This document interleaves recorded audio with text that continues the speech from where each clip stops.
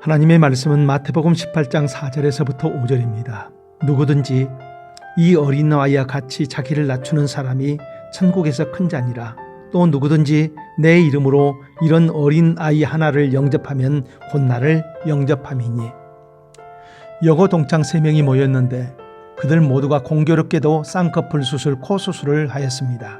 이전과 다르게 변한 자신의 얼굴에 자신감을 가지고 서로 이런 제안을 했답니다. 우리 중에 제일 예쁜 사람이 오늘 커피값을 내기로 하자 했고, 이제 카운터에서 서로 자기가 커피값을 내야 한다고 고집을 피웁니다. 한 사람이 내겠다고 하니 다른 사람이 무슨 소리냐, 내가 내는 것이 당연하다 하고, 또 다른 한 사람도 웃기는 소리 말라, 커피값은 내가 내야 해 하면서 서로 다툽니다. 카운터의 아가씨가 말을 합니다. 도대체 누가 커피값을 내는 것이냐고 짜증 섞인 말을 하자, 그래서 이들 중 한 사람이 자기들의 사정을 이야기합니다. 자기들 가운데서 가장 이쁜 사람이 커피값을 내야 한다. 아가씨가 심판이 되어달라. 이 중에 누가 제일 예쁘게 수술이 된 것 같으냐 하자, 카운터 아가씨가 코웃음을 치더니 아 그래요? 그러면 오늘은 제가 계산을 해야겠네요. 그냥 나가세요 하더랍니다. 그 카운터의 아가씨도 눈, 코 수술을 이쁘게 했다고 생각하고 이쁜 얼굴에 자부심을 가지고 사는 사람이었습니다. 예수님의 제자들의 갈등이 있습니다. 천국에 가서 누가 제일 크냐 하는 것입니다. 즉 지금 12명의 제자 가운데서 자신이 가장 핵심 인물이라고 생각하고 있는 것입니다. 그러면서 어깨에 힘을 주고 서로 견제를 합니다.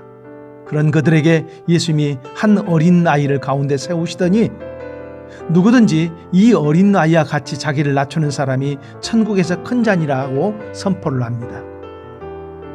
이 땅에서 사는 삶은 누가 크냐는 경쟁을 은연중에 하고 있습니다.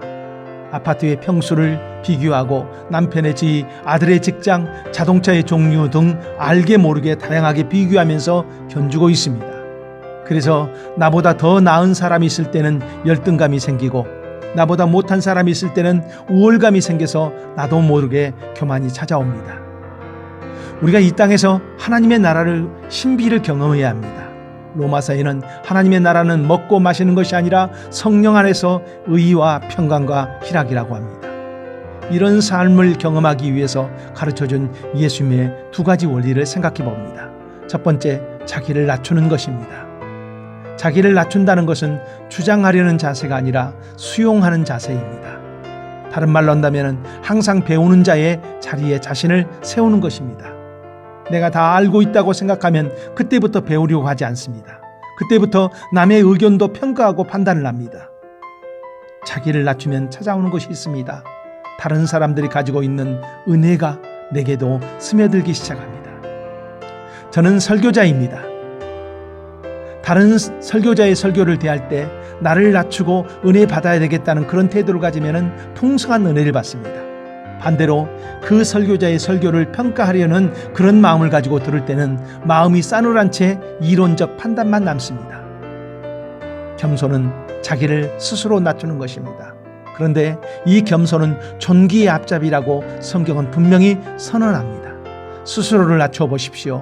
마음이 편해집니다. 2번째, 다른 사람을 존중해 주는 것입니다. 지금 당시 존귀하게 영임을 받는 권력층이 있습니다. 서기관, 바리새인, 제사장과 사두개인, 그들은 모든 사람이 존귀하게 여기고 자신들도 스스로를 높이면서 살아갑니다. 그런 이들이 무시하고 짓밟는 사람이 있었습니다. 사회적 약자들입니다. 무시를 해도 대항할 수 없는 힘이 없는 사람들입니다. 어린 아이처럼 약한 존재들입니다. 그런데 예수님은 그런 약자를 대접하는 것이 자신을 영접하는 것과 같다고 합니다. 우리 주변에 나보다 약한 사람이 있습니다. 가정에서도 나보다 약한 사람이 있습니다. 그 사람을 어떻게 대하고 있습니까? 함부로 말하고 무시하고 그러지 않습니까? 이제부터는 나보다 약하기에 내가 돌보아주는 그런 따뜻한 마음을 가지고 그들을 대해보십시오. 자기를 낮추고 약한 사람을 따뜻하게 영접하면서 살아가는 이 삶은 내가 서 있는 그 장소를 천국의 기쁨이 있는 그런 훈훈한 장소로 만들어 간다는 것입니다. 그리고 그런 사람을 예수님이 바라보고 있다는 거예요. 오늘 하루를 보내면서 다른 사람의 말을 진지하게 경청해 보십시오. 나보다 약한 사람을 따뜻하게 대해 주십시오. 기도하겠습니다. 하나님이신 예수님이 자신을 낮추시고 이 땅에 육신으로 오셔서 우리를 영접하여 주심을 감사드립니다. 이제 예수님의 마음을 품고 살아가게 하옵소서. 예수님 이름으로 기도합니다. 아멘.